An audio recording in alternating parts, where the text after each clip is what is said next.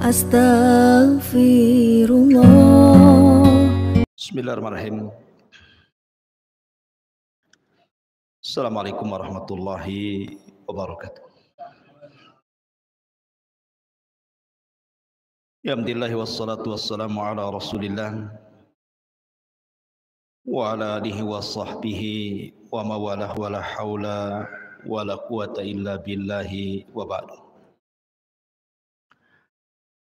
Alhamdulillah di malam hari ini masih bisa duduk untuk bertalabul ilmi di Masjid Nidaul Ilmi, dan kita masih melanjutkan sirah Mustafa, sejarah manusia pilihan Rasul kita Nabi besar Muhammad sallallahu alaihi wasallam. Kita masih meneruskan tentang sepak terjang Yahudi ketika Nabi sallallahu alaihi wasallam pasca hijrah dari Mekah ke kota Madinah.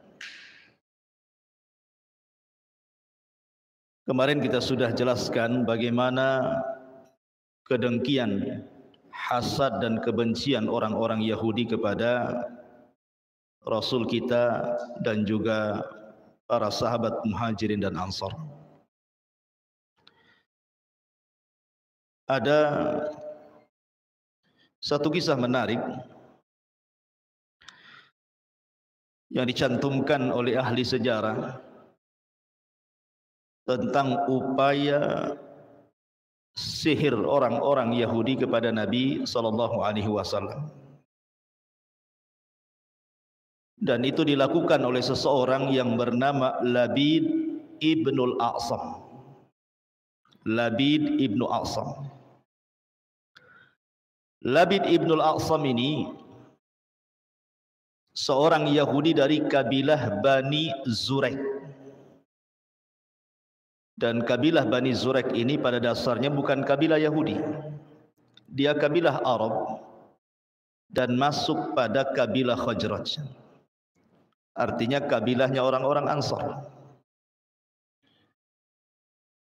Tetapi ketika kemudian Islam belum sampai ke kota Madinah dan Yahudi berkembang, kemudian banyak berinteraksi antara kabilah-kabilah kecil dengan kabilah-kabilah besar Yahudi seperti Bani Quraidah, Bani Kunaiko dan Bani Nadir. Sehingga dengan banyaknya interaksi inilah akhirnya banyak orang-orang Arab yang masuk Yahudi. Mungkin dengan cara pernikahan ataupun bisnis atau yang lainnya. Intinya bahwa banyak terpengaruh orang-orang Arab itu, sebagian mereka kemudian mengikut agama Yahudi. Salah satunya adalah Labid ibnul A'sam ini. Dan Labid ibn A'sam ini masyhur keluarga penyihir. Jadi sangat masyhur di kota Madinah itu di zaman itu bahwa keluarga Labid ibn A'sam ini seorang keluarga penyihir. Bahkan sihirnya dikenal, mungkin bahasa kitanya kesaktiannya melebihi sihir Yahudi sendiri.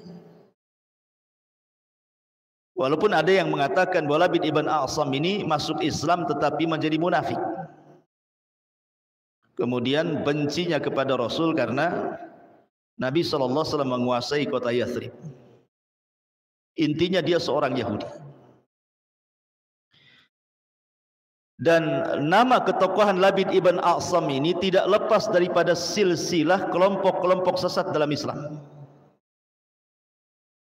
terutama dalam penyimpangan dalam bab nama dan sifat bagi Allah Subhanahu wa taala seperti Jahmiyah, kemudian turunannya Mu'tazilah. Karena kalau kita tahu bahwa pengasas firqah Jahmiyah itu dinisbatkan kepada yang mengasasnya, namanya Jahm ibn Safwan, di mana Jahm ibn Safwan ini berguru kepada orang namanya Ja'ad ibn Dirham. Ja'ad ibn Dirham inilah yang kemudian disembelih oleh sang khalifah ketika Idul Adha karena penyimpangannya. Jadi sang khalifah mengatakan, sembelilah kambing-kambing kalian, aku punya sembelihan sendiri. Maksudnya Ja'ad ibn Dirham. Sembelih habis sholat Id. Tetapi dialah yang mengasas akidah sesat Ja'ad ibn Dirham ini. Karena melahirkan murid namanya Jahm ibn Safwan. Akhirnya mengasas sebuah firqah dalam Islam yang disebut dengan Firqatul Jahmiyah. Turunannya ada Mu'tazilah yang kemudian berkembang di zaman Khalifah Ma'mun di masa Imam Ahmad. Ja'ad ibn Dirham sendiri berguru kepada Aban ibnu Sam'an. Aban ibnu Sam'an. Dan Aban ini, Ibn Sam'an ini berguru kepada Talut.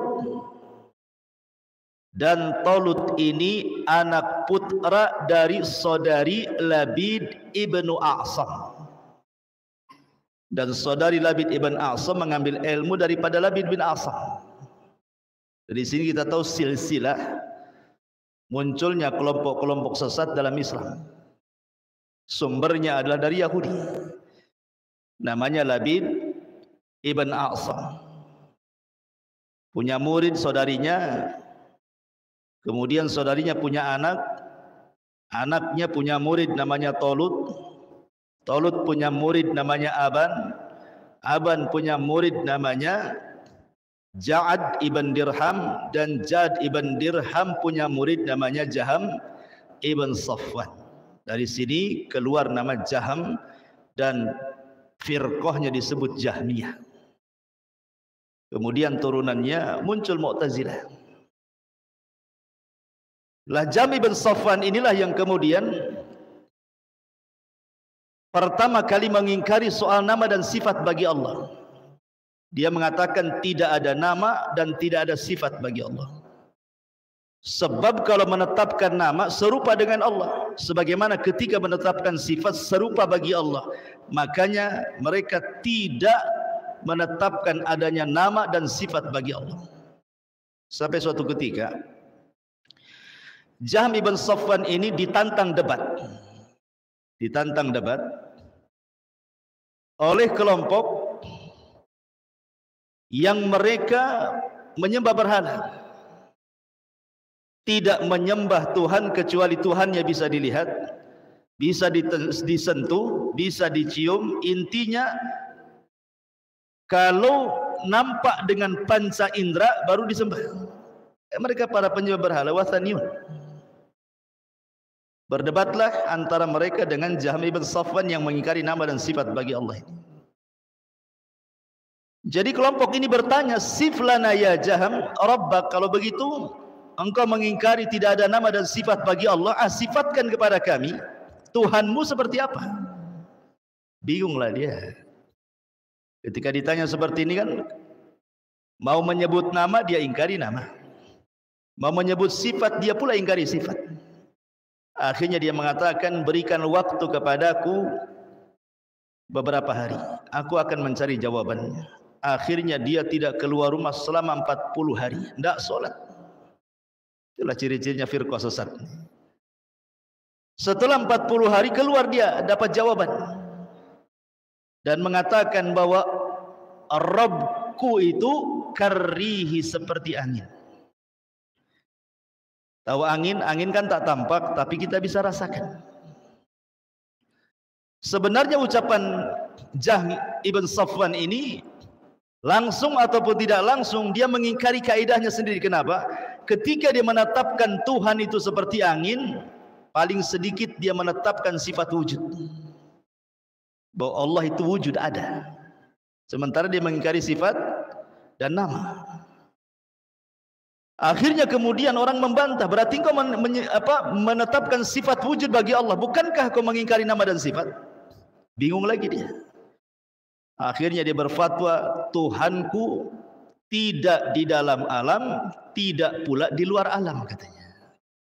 Apa enggak bingung tuh jawaban? Katanya, Rabbi, katanya Rabbku, la dakhilal alam wala kharijahu, katanya. Tidak di dalam alam, ya tidak di luar alam. Pertanyaannya di mana kalau begitu, kan begitu. Akhirnya muncullah kemudian turunannya akidah Allahu fi kulli makan. Allah itu di mana-mana. Ya. Ma'asyiral muslimin yang dimuliakan Allah Subhanahu wa taala. Kembali kepada kisah. Intinya bahwa Jam ibn Safwan ini salah satu pengasas turunannya adalah firqah-firqah sesat dalam Islam. Salah satunya adalah Jahmiyah dan turunannya Mu'tazilah.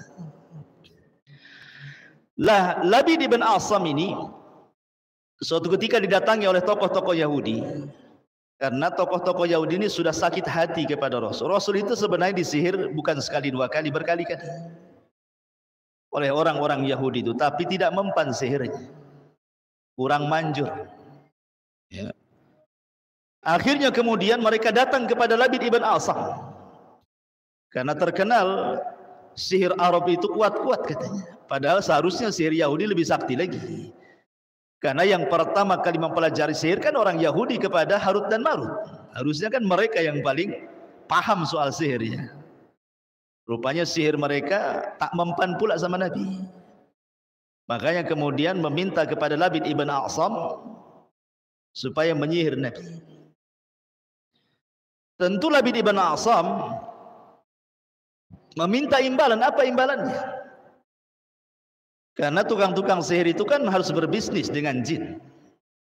Minimalnya jin dapat keuntungan dengan kehormatan di mana dukunnya sujud kepada dia, sementara dukun-dukun itu mendapatkan keuntungan materi kan. Dia dapat dunia. Seperti tukang-tukang sihir Fir'aun. Sebutkan dalam Al-Quran ketika Fir'aun meminta untuk menghadapi Musa. Apa kata tukang sihir Fir'aun? Alana ajrun. Imbalannya apa ya Fir'aun? Kalau kami harus menghadapi Musa itu. Innakum minal muqarrabin, kata Fir'aun. Pasti kamu akan mendapatkan banyak dunia karena engkau orang-orang dekat aku, kata Fir'aun. Jadi di mana-mana yang namanya dukun itu pasti mencari materi. Di atas kedustaan dan penipuan. Coba lihat, antum pernah dengar dukun pengganda uang? Itu yang tertipu itu bukan orang biasa. Sekelas dokter, profesor kena tipu. Logika pun nggak masuk akal. Kalau memang dukun ini bisa menggandakan uang, ngapain dia menggandakan uang orang? Bagus dia gandakan uang dia sendiri jadi kaya raya. Dia bisa beli lahan, beli rumah, beli ini. Ngapain pula gandakan uang orang? Berarti ketika dia menggandakan uang orang itu, berarti hakikatnya dia sedang menggandakan uang orang untuk dia. Ambil uang orang untuk dia. Sementara uang orang lain itu justru tidak pernah berganda-ganda. Yang ada kena tipu. Sebagiannya dibunuh. Kita lihat kasus dulu kan, ada dukun pengganda uang. Syaratnya apa? Harus berendam di sungai itu berapa hari, akhirnya mati kedinginan. Dukunnya dapat uang, mati yang punya uang. Oh, kena tipu pula kan itu. Otaknya enggak ada. Ya. Intinya bahwa Labid ibn Asam meminta kepada orang-orang Yahudi itu, apa balasan kami? Mereka mengatakan, engkau akan kami berikan sekian dan sekian dari dinar. Maka kemudian kata Labid, harus aku apakan dia dengan sihirku ini? Minimalnya buatlah si Muhammad itu gila hilang akal. Supaya dia tidak bisa berdakwah lagi maksudnya. Maka kemudian Labid ibn Asam ini punya saudari sebagaimana dikatakan oleh Al-Hafidh Ibnu Hajar rahimahullahu taala. Karena dia kan keluarga tukang sihir. Ada yang mengatakan yang menyihir Labid ibn Asam, ada yang mengatakan yang menyihir itu saudarinya, ukhtu Labid. Bagaimana pernyataan Al-Hafidh dalam kitab Fathul Bari. Dan sihir perempuan itu lebih canggih dibandingkan sihir laki-laki. Makanya ketika Allah Subhanahu wa taala menyebutkan kalimat naffatsat menggunakan muannats bukan mudzakkar. Min syarri naffatsati fil 'uqad.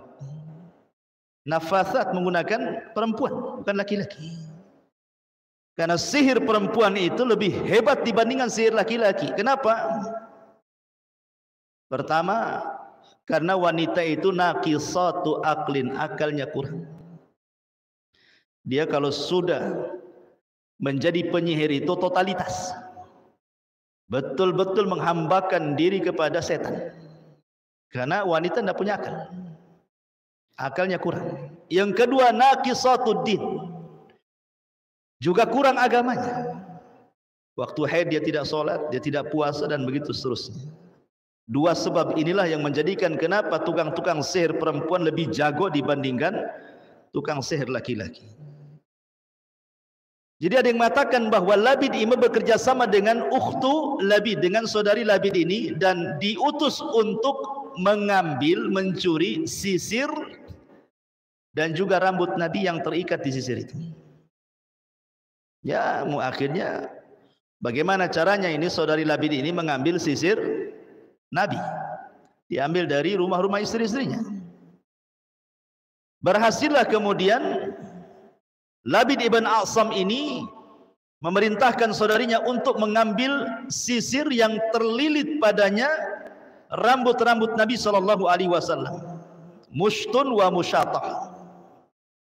Mushtun itu sisir, musyatah itu artinya rambut yang terlilit dalam sisir itu. Dan jumlahnya 11 helai rambut Nabi terikat di sisir itu. Untuk apa? Untuk dijadikan bukhul. Dari sini bahwa sihir yang paling bahaya itu kalau penyihirnya menggunakan bukhul. Makanya Allah mengatakan min syarrin nafatsati fil uqad. Uqad itu bukhul artinya. Jadi sihir itu ada yang menggunakan bukhul, ada yang tidak. Tetapi yang paling bahaya kalau sudah menggunakan bukhul. Dan bukhul itu diambil dari orang yang akan disihirnya. Mungkin berupa pakaiannya, celana dalam. Diambilnya tuh lagi dijemur sama dia. Hati-hati antum kalau jemur celana dalam. Bisa diambil jadi bukhul nanti. Ataupun mungkin dari kuku, dari rambut, pokoknya dari badan. Kalau dulu pakai poto biasanya. Kalau dulu kan pakai poto gitu ya. Dan zaman dulu potonya belum berwarna, masih hitam putih. Dan agak sulit mencari poto itu. Nyuri poto di rumah yang akan disihir agak sulit. Apalagi hitam putih kan. Yang mau disihir anaknya kena pula foto neneknya. Karena nggak jelas itu fotonya. Kan itu ya. Orang dulu kan susah mau nyihir itu. Kalau sekarang nyihir senang saja. Apa Facebooknya? Gambar dia semua tuh. Tinggal disihir saja kan gitu ya. Ada semua di Facebooknya itu. Lagi gambar lagi selfie dia. Ya. Kemudian di Instagramnya gambar dia semua tuh yang sedang selfie. Sekarang kalau mau nyihir senang, nggak perlu kita nyuri foto di rumahnya. Tengok saja aplikasi Facebooknya, gambar dia semua tuh. Tetapi justru handphone jauh lebih sakti dibandingkan ilmunya tukang sihir. Kalau dulu mau membuat retak rumah tangga itu harus datang ke dukun. Ya? Sekarang antum perlu duit beli handphone, kasih kartu kad, kasih pulsa, minta nomor telepon yang akan disihir, SMS saja. Sayang, kebaca sama istrinya bakal ngamuk tuh. Jadi sekarang sihirnya lebih canggih lagi. Sekarang sihirnya bukan manual, ya. Sihirnya itu sudah digital. Baik, kembali. Akhirnya kemudian saudari Ukhtu ibn Labid ini berhasil mengambil mushtun wal musyatah tadi. Itulah yang kemudian dijadikan bukhul dan diletakkan di sumur yang dekat dengan Masjid Nabawi, namanya Sumur Darwan. Di Sumur Darwan itulah diletakkan bukhulnya oleh Labid ibn A'sam. Kemudian mulailah mereka, keluarga Labid ini mempraktikkan sihir. Subhanallah. Semua sudah dicatat oleh takdir Allah Subhanahu wa taala. Nabi terkena sihir. Nabi terkena sihir. Dan tersihirnya Nabi sallallahu alaihi wasallam cukup lama, 6 bulan. Bayangkan, Rasul terkena sihir sampai 6 bulan. Dijelaskan dalam sebuah hadis yang dikeluarkan Al-Imam Hakim dan juga Abu Ya'la yang disahihkan oleh Syekh Nasiruddin Al-Albani rahimahullahu taala. Ataupun juga yang masyhur, yang jelas-jelas ya, riwayat Bukhari dan Muslim. Ingat bahwa tersihirnya Nabi sallallahu alaihi wasallam tercatat dalam Sahih Bukhari dan tercatat dalam Sahih Muslim. Bukan hanya tercatat di kitab-kitab sunan-sunannya, tidak. Artinya kalau sudah tercatat dalam Sahih Bukhari dan Muslim, kita tidak syak lagi tentang kesohihannya. Bahwa Bukhari dan Muslim adalah hadis tersahih setelah Al-Quran. Karena ada orang-orang dari kalangan ahli kalam dan falasifah, ahli filsafat, mereka berusaha mengingkari tentang hadis tersihirnya Nabi. Padahal sudah jelas-jelas tercantum dalam Bukhari Muslim. Alasannya apa? Bertentangan dengan kemaksuman katanya. Masa maksum kena sihir katanya? Bukankah Rasul maksum terjaga? Kau kena sihir pula katanya. Sehingga kemudian dengan akal mereka berusaha untuk membatalkan kesohihan nas. Ingat bahwa dalam kaidah kita ketika memahami nas, apabila nas itu sahih, jelas-jelas sahihnya diriwayatkan Bukhari Muslim, maka tidak bisa dibatalkan dengan akal. Harus terima karena sahih hadisnya. Soal ketahui hikmah atau tidak, ya kita terima saja, karena agama itu tidak semua harus masuk di akal. Ada yang masuk di akal, ada yang tidak. Dan kita katakan bahwa Nabi SAW itu manusia sama dengan kita. Nabi SAW bukan hanya terkena sihir, dia pun pernah sakit, pernah demam. Bahkan Nabi SAW merasakan demam itu berlipat-lipat sakitnya dibandingkan kita manusia biasa. Nabi itu kalau sakit kepala, sakit itu berlipat-lipat dibandingkan kita. Ya, karena Nabi itu diberikan ujian lebih berat dibandingkan kita. Nabi pernah terluka dalam perang Uhud, bahkan hampir mati. Sampai helm bajunya, helm kepalanya itu oleh Ibnu Qami'ah kena belah pedang sampai retak tuh. Kemudian serpihannya menancap di pipinya. Siapa yang mengambil serpihan yang nancap di pipi Nabi? Abu Ubaidah ibn Jarrah, sampai rompang giginya, sampai ompong giginya, gara-gara mencabut serpihan Nabi. Apa namanya? Serpihan besi dari kepala, helm besi yang menancap di pipi Nabi. Oleh Abu Bakar berusaha diambil tapi tidak bisa. Maka Abu Ubaidah kemudian mengambil dengan giginya sampai rompang giginya, sampai ompong. Tapi Rasul mengatakan bahwa tidak ada sahabat yang paling indah senyumnya melebihi Abu Ubaidah bin Jarrah, walaupun dia ompong. Jadi kalau Nabi sudah ngomong begitu, ya dialah paling indah senyumnya. Karena Nabi yang mendoakan. Kalau antum ompong, ya beda dengan Abu Ubaidah. Mungkin antum nggak berani mangap tuh kan. Kalau bisa kasih gigi palsu lah, ya, yang dari plastik itu ya, supaya nggak nampak ompongnya. Jadi Nabi SAW kan bukan hanya terkena sihir, dia kan juga pernah sakit. Kemudian pernah hampir dihabarkan meninggal di perang Uhud. Kemudian Rasul juga terkena serpihan besi-besi gitu ya. Kemudian retak juga kemudian giginya di perang Uhud. Tetapi kan tidak menghalangi dia untuk menjadi seorang nabi. Sakit dia, luka dia, itu bukan penghalang dia seorang nabi. Tetap dia seorang nabi karena tidak mempengaruhi wahyu masalahnya. Sama sihir pun tidak mempengaruhi wahyu sama sekali. Wahyu Allah Subhanahu wa taala tidak terpengaruh dengan adanya sihir dari Labid ibn Asam. Nabi SAW hanya merasakan pengaruh sihir itu hanya kelemahan badan saja. Kemudian terhayalkan kalau dia pernah menggauli istrinya padahal tidak. Terkadang dia junub padahal malamnya tidak junub. Lemah badannya. Ya bukan hanya Nabi saja, Nabi Musa saja terpengaruh kok.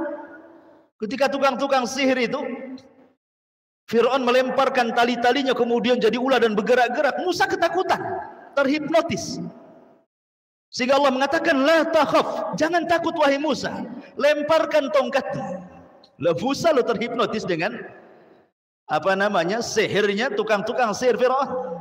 Karena sihir itu kan ada dua, salah satunya pertama sihrut takhil, sihir hipnotis, dan yang kedua sihir hakiki yang memang hakikat bisa membuat orang sakit, membuat orang lumpuh, bisa membuat orang mati. Itu hakikat namanya. Ada sihir namanya sihir takhil. Sihir takhil itu identik dengan hipnotis. Dihayalkan antum itu. Ya. Walaupun para pemain hipnotis tidak diterima kalau seandainya apa yang mereka lakukan itu bagian daripada sihir. Terapi hipnotis kita katakan sihir. Gimana tidak sihir? Orang lagi narik duit di ATM, ditepuk belakangnya duitnya sama dia semua. Gimana nggak disihir itu? Orang ke pasar, beli sambil merokok, kemudian asapnya terkena orang yang jual sayur. Tiba-tiba mana kembalinya? Bayar pun belum, kasih kembali. Terhipnotis dia. Ya. Kalau bukan sihir apa namanya? Itu hipnotis itu ya sihir lah itu. Terus kalung-kalung begini goyang-goyang atau hilang, semua aibnya ditanya dijawab semua. Itu sihir, ikhwan, namanya sihrut takhyil dalam bahasa Arab. Mungkin bahasa kerennya hipnotis lah kan itu. Taib. Ketika kemudian Nabi SAW 6 bulan loh terkena sihir itu. Makin hari makin lemah badan Nabi itu. Akhirnya kemudian Aisyah Ummul Mukminin radhiyallahu anha melihat ada kelainan dari Nabi SAW, kemudian menyarankan agar Nabi SAW meminta fatwa kepada Allah. Berdoalah kepada Allah. Mudah-mudahan Allah mencari jalan kesembuhan. Maka Nabi pun dari ba'da Isya dia pun salat, kemudian berdoa, salat, berdoa, dan begitu seterusnya sampai mendekati waktu fajar. Tidak tidur. Dihabiskan untuk ibadah malam itu. Lah ketika mendekati waktu fajar, Rasul tertidur. Namanya manusia, lelah juga, ngantuk juga, tidur. Lah saat tidur itulah kemudian turun dua malaikat. Dua malaikat, ada yang mengatakan Jibril dan malaikat yang tidak disebut namanya, ada yang mengatakan Jibril dan Mikail, wallahu alam. Yang jelas bahwa dua malaikat ini satu berdiri di kepalanya, satu berdiri di kakinya, karena Rasul kan terlentang. Kemudian yang satu mengatakan, ada apa dengan Muhammad ini? Maka malaikat satunya mengatakan matbub. Matbub itu artinya terkena sihir. Kemudian dikatakan man tabbahu, siapa yang berani menyihirnya? Maka malaikat satunya mengatakan Labid ibnul A'sam. Labid ibn A'sam. Kemudian fi ayyi syai'in, dengan apa penyihir itu menyihir dia?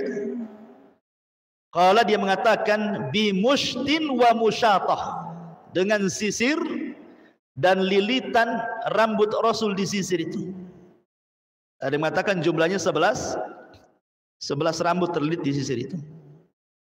Qala, kemudian dikatakan lagi, lalu di mana diletakkan bukulnya sekarang? Maka malaikat satunya mengatakan fi bi'ridhi arwan, di sumur yang namanya sumur Arwan. Ada yang mengatakan Awan, ada yang mengatakan Darwan, ada yang mengatakan Arwan. Sumur itu masih ada. Jadi kalau antum ke Saudi, oleh orang Saudi dipagari itu sumur yang pernah diletakkan sihirnya Labid ibn A'sam, bisa dilihat, masih ada sumurnya. Tapi sudah ditimbun sama Nabi kan? Tapi masih ada sisa-sisa peninggalan sumurnya itu. Kemudian fa'ataha Rasulullah sallallahu alaihi wasallam fi unasin min ashabihi. Maka Nabi sallallahu alaihi wasallam mengajak beberapa para sahabat, di antaranya Ali, Zubair dan yang lainnya, setelah kemudian sembuh dari sihirnya, untuk mengambil bukulnya. Kemudian sampailah ke sumur Awan atau Arwan atau Darwan. Rupanya di situ Rasul melihat pemandangan yang menakutkan, sampai dia bercerita kepada Aisyah, ya Aisyah, wallahi laka anna ma'aha nuqa'atul hinnah wa ka'anna nakhlaha ru'usus syayatin. Wahai Aisyah, kata Nabi sallallahu alaihi wasallam, demi Allah seakan-akan airnya seperti sari pacar, dan seakan-akan pohon kurmanya seperti kepala-kepala setan. Jadi sumur yang diletakkan bukul itu menakutkan, sumur itu Sampai Ali radhiyallahu an kemudian menawarkan diri untuk turun ke sumur itu mengambil bukhulnya, tapi Rasul mengatakan jangan sampai keburukannya menyebar, sebaiknya timbun saja sumur itu. Akhirnya kemudian sumur itu pun ditimbun dan hilanglah sihir Nabi sallallahu alaihi wasallam. Bagaimana caranya Nabi sallallahu alaihi wasallam bila hilang sihirnya? Jadi ketika malaikat ini turun kepada Nabi sallallahu alaihi wasallam dan tahu Rasul tersihir, maka dua malaikat ini meruqyah Rasul dengan membacakan dua surat yang disebut dengan muawwidhataini, dua surat perlindungan, Qul a'udzu birabbin nas dan Qul a'udzu birabbil falaq. Kalau antum gabungkan dua surat ini, An-Nas dan Al-Falaq, maka jumlah ayatnya 11, sesuai dengan jumlah buhur rambut Rasul yang ada di sisir Nabi itu. Jadi setiap dibacakan satu ayat Qul a'udzu birabbin nas, rontoklah satu buhul di sisir itu, satu rambutnya. Kemudian ayat yang kedua, rontok lagi dua rambutnya. Ketika selesai maka 11 rambut itu rontok dan terpisah dari sisirnya. Maka akhirnya buhul itu kemudian sudah tidak berfungsi lagi. Dari sini Nabi sallallahu alaihi wasallam tidak pernah meninggalkan membaca muawwidhataini sebelum tidur. Dari kasus ini Nabi tidak pernah meninggalkan sebelum tidur membaca Qul a'udzu birabbin nas dan Qul a'udzu birabbil falaq. Terkadang kemudian ditambah dengan surah Al-Ikhlas. Surah Al-Ikhlas itu dua. Pertama Qul huwallahu ahad, yang kedua Qul ya ayyuhal kafirun. Dua-duanya disebut surah Al-Ikhlas namanya. Bedanya kalau Al-Ikhlas Qul huwallahu ahad ini bicara tentang rububiyah. Kalau Qul ya ayyuhal kafirun bicara tentang uluhiyah. Makanya dua-duanya disebut suratul Ikhlas. Kalau dipisah, yang satu disebut suratus Somad, yang satu disebut surah Al-Kafirun. Tapi dua-duanya disebut Ikhlas karena dua-duanya bicara tentang dua tauhid yang mulia, satu rububiyah, satu uluhiyah. Kenapa rububiyah surah Al-Ikhlas itu? Karena bicara tentang nama dan sifat Allah. Allahu Ahad, Somad, lam yalid wa lam yulad, itu rububiyah semua. Dan siapa yang membaca suratul Ikhlas sama dengan membaca sepertiga Al-Quran. Kalau membaca Qul ya ayyuhal kafirun sama dengan seperempat Al-Quran. Jadi kalau antum malam-malam ini habis Isya membaca Qul huwallahu ahad 3 kali, hatam antum Al-Quran. Karena satu kulhu sepertiga Quran kan, dua kulhu 2/3, 3 kulhu sempurnalah antum baca Quran. Jadi tidak pernah antum baca dari Al-Baqarah sampai An-Nas, cukup kulhu aja 3 kali setiap hari. Ya. Nanti hataman habis itu. Enggak, ini bicara tentang bandingan pahala. Tentu orang yang menghatamkan Quran dari Al-Fatihah sampai An-Nas lebih besar pahalanya. Karena setiap satu huruf yang antum baca 10 pahala. Ini kan bicara bandingan pahala. Sama dengan orang haji dengan orang yang mengambil pahala haji. Antum sholat subuh tidak beranjak dari tempatnya sampai matahari terbit meninggi 1 tombak, lakukan 2 rakaat syuruk, maka sama pahala dengan haji. Kan berbeda dengan orang yang betul-betul haji. Antum dapat pahala haji, orang ini haji. Kan beda kan, kenikmatannya aja beda. Antum menghayal lewat tutup tengok Ka'bah. Orang itu betul-betul yang Hajar Aswad kan. Itu aja beda kan itu ya. Jadi ini bicara tentang pahala, namanya targhib. Rasul itu terkadang tarhib, menakut-nakuti terkadang targhib, berusaha untuk menyemangati dengan habar-habar gembira, pahala-pahala, sorga-sorga dan begitu seterusnya. Kembali kepada kisah. Jadi akhirnya kemudian Nabi SAW setelah memusnahkan bukhul itu, maka Nabi SAW kemudian ditanya oleh para sahabat, karena Rasul tidak membalas. Sudah tahu siapa yang menyihirnya, inisialnya sudah tahu, namanya Labid ibn A'sam, tapi Rasul tidak membalas. Kalau kita kan belum tahu inisialnya sudah suudon kan. Paling yang menyihir ini orang depan ini katanya. Dari mana antum tahu yang depan? Atau orang belakang? Atau samping kiri kanan? Itu suudon namanya. Setan itu ya, takhris ya, membuat perpecahan. Lah ketika ditanya kenapa dia tidak membalas, padahal sudah jelas disihir kan? Nabi SAW mengatakan, saya takut akan terjadi fitnah. Karena ketika itu di Madinah, Nabi masih terikat dengan orang-orang Yahudi itu perjanjian piagam Madinah. Jadi supaya jangan kemudian, apalagi Labid bin Asam seorang tokoh dari Bani Zurek, nanti terjadi perang. Maka Rasul takut fitnah. Sama ini kasusnya ketika Nabi SAW diracun oleh seorang wanita Yahudi namanya Zainab bintu Al-Harith.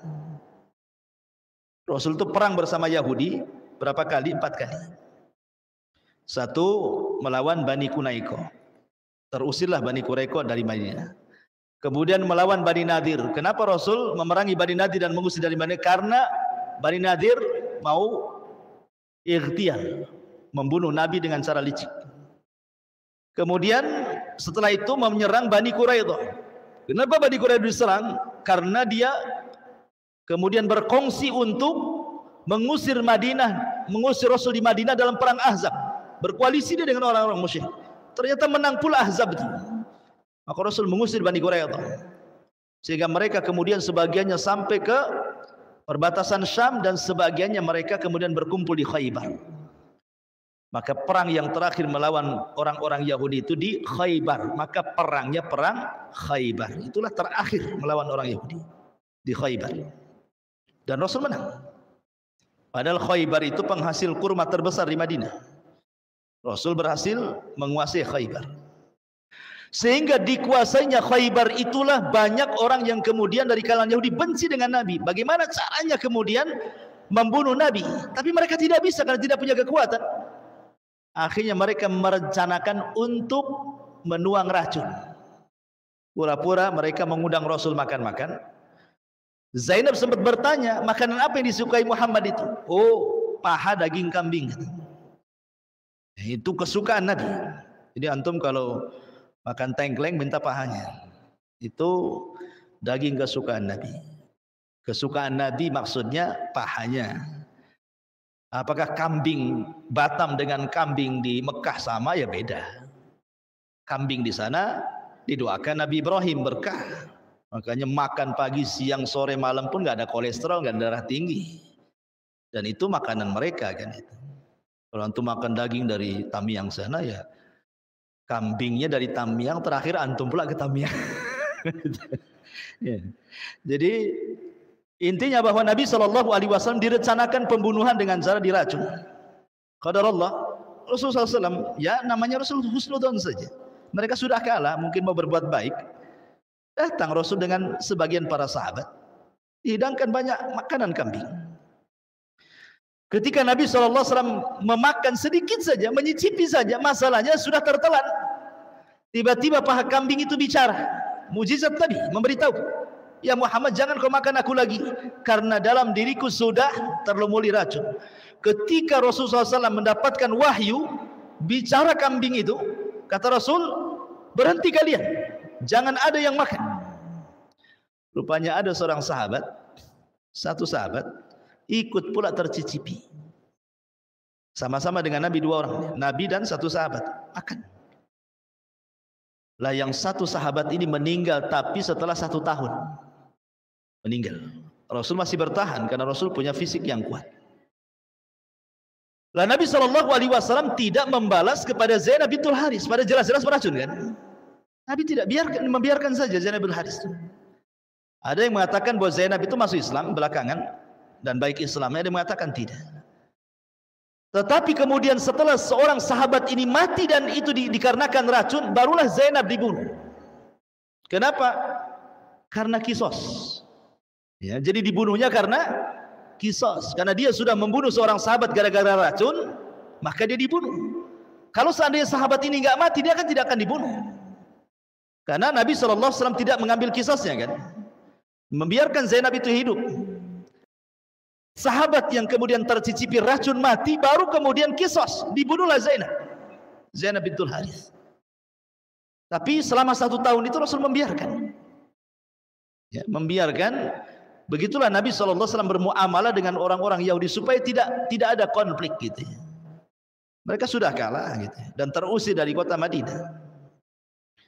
Begitulah bagaimana orang-orang Yahudi memperlakukan Nabi Shallallahu Alaihi Wasallam sedemikian rupa.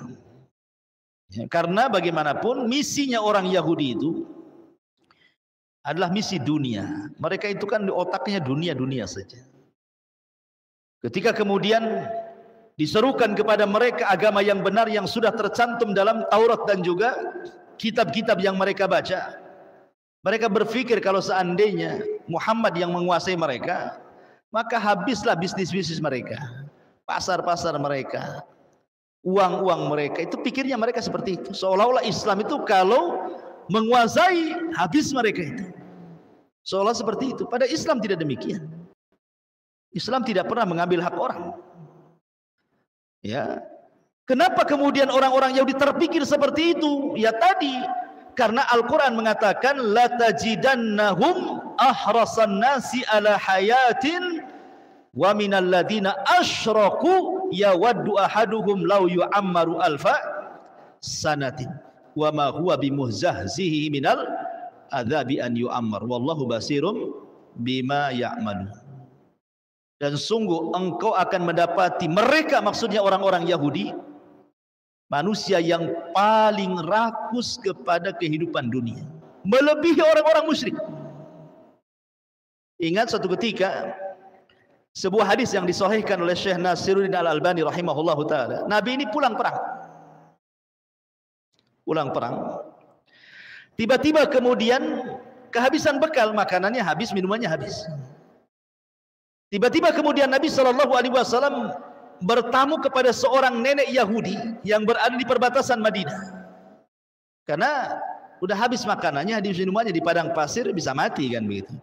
Makanya singgah ingin bertamu supaya ya bisa makan, bisa minum kan gitu.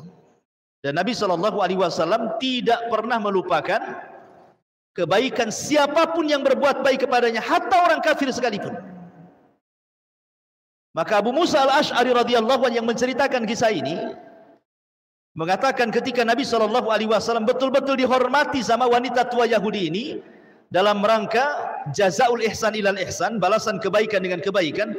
Jadi Nabi Shallallahu Alaihi Wasallam bertanya kepada wanita ini, nanti sepulangnya aku ke Madinah, kira-kira apa yang kau kehendaki kami kirim. Wahai nenek, sebutkan saja, kau sudah berbuat baik kepada kami, ngasih makan, ngasih minum, ngasih tempat. Kira-kira kalau kami sudah pulang ke Madinah, apa yang kau kehendaki? Nanti kami kirim saja. Kata wanita ini mengatakan, faqala naqatun, berilah aku seekor unta supaya aku punya kendaraan. Karena di zaman itu kan kendaraan pakai unta. Ya. Kemudian kata Nabi Shallallahu Alaihi Wasallam, apa lagi?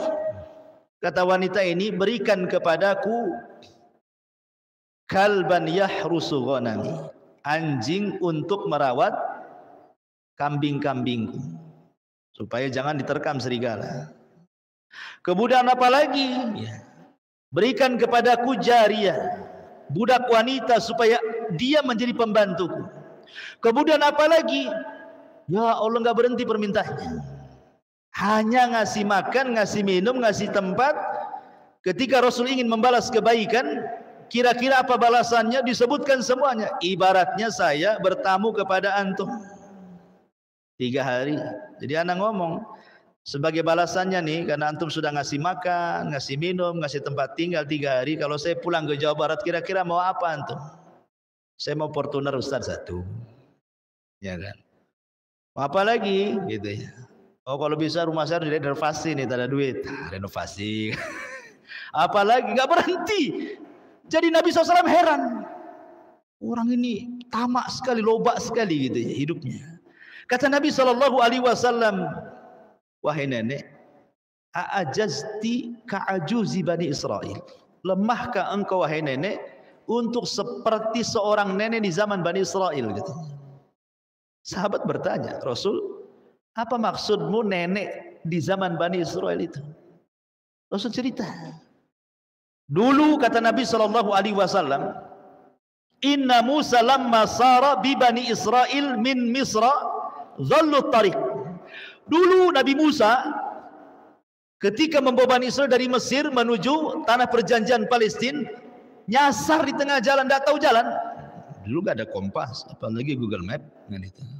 Nyasar. Sehingga kemudian ulama uhum, orang-orang yang berakal, murid-murid pilihannya Musa mengatakan, oh jangan-jangan karena kita tidak melaksanakan wasiatnya Nabi Yusuf. Kata Musa, aku tidak ingat apa ya. Mereka mengatakan Nabi Yusuf sebelum meninggal, dia berwasiat agar jasadnya jangan dikubur di Mesir, tetapi kuburlah di Palestina. Oh boleh jadi mungkin gara-gara itu kita tersesat karena tidak membawa jasadnya Nabi Yusuf. Dan ingat jasadnya para nabi itu tidak pernah dimakan tanah ya, walaupun dikubur lama-lama pun seandainya Allah takdirkan ada orang yang menggali di kuburan nabi, walaupun sudah 4 abad yang silam, 14 abad yang silam, nabi itu tidak akan berubah ketika meninggal sampai hari ini. Tapi kan tidak boleh haram menggali kuburan nabi. Kalau seandainya digali, maka jasadnya para nabi tidak akan rusak dimakan tanah ya. Makanya Nabi Yusuf alaihi salatu wasalam jasadnya masih utuh. Lah ketika itu qadarullah memang tidak ada yang tahu kuburannya Nabi Yusuf kecuali seorang nenek. Satu-satunya yang tahu kuburannya itu adalah seorang nenek tua. Inilah yang diceritakan Nabi kepada nenek Yahudi itu, "Hei nenek, lemahkah engkau untuk menjadi seorang nenek di zaman Bani Israel yang mengetahui di mana kuburan Nabi Yusuf?" Jadi akhirnya kemudian Rasul mengatakan, wahai nenek, tolonglah beritahu di mana kuburan Nabi Yusuf. Maka nenek ini mengatakan, la af'al hatta tu'tini hukmi. Aku tidak akan memberitahu sampai kau bayar dulu. Ada imbalannya. Wanipiro bahasa kitanya. Jadi akhirnya kemudian kata Nabi Musa, maumu apa? Tiba-tiba nenek ini mengatakan, ketika Nabi Musa mengatakan dulluni ala qabri Yusuf, maka nenek ini mengatakan, aku tidak macam-macam, minta aku nama akafil jannah, jadikan aku temanmu di sorga. Nabi Musa pusing, masa gara-gara nunjukkan kuburan saja minta sorga dan jadi teman dia pula di sorga. Nabi Musa terdiamlah, emang sorga milik dia. Allah kirim malaikat, dan malaikat mengatakan kepada Nabi Musa, ya Musa, Allah sudah mengabulkan permintaan wanita itu. Maka wanita ini menunjukkan kuburannya, kemudian kuburan digali, baru kemudian setelah jasadnya Nabi Yusuf ini ketemu, kemudian dibawa ke tanah perjanjian dan tidak nyasar lagi. Syahidnya di sini apa? Kalau sudah nenek-nenek itu jangan macam-macam. Minta unta, minta ini, minta. Tengok nih nenek zaman Bani Israel, minta sorga gitu maksudnya gitu loh. Ya, udah tua kok macam-macam gitu loh. Nah, Rasul ini mengatakan, lihat bagaimana orang Yahudi itu nggak kenal tua, nggak kenal muda, nggak kenal kaya, nggak kenal miskin. Pokoknya mereka dengan dunia itu cinta sekali. Kalau bisa 1000 tahun mereka itu jangan mati, ya kan? Padahal mereka mengklaim bahwa sorga itu milik mereka. Kalaupun harus masuk neraka 3 hari saja katanya, atau 40 hari paling lama. Makanya Allah mengatakan, kalau kalian memang penduduk sorga, kenapa tidak berangan-angan mati saja? Malah pengen hidup 1000 tahun pula. Berarti sebenarnya kalian juga merasakan bahwa kalian itu bukan ahli sorga. Kalau bisa jangan mati. Ya itulah orang-orang Yahudi. Wallahu a'lam bishawab. Karena manfaatnya, subhanakallahumma bihamdika asyhadu an la ilaha illa anta astaghfiruka wa atubu ilaik. Allahu ta'ala alam. Assalamualaikum warahmatullahi wabarakatuh.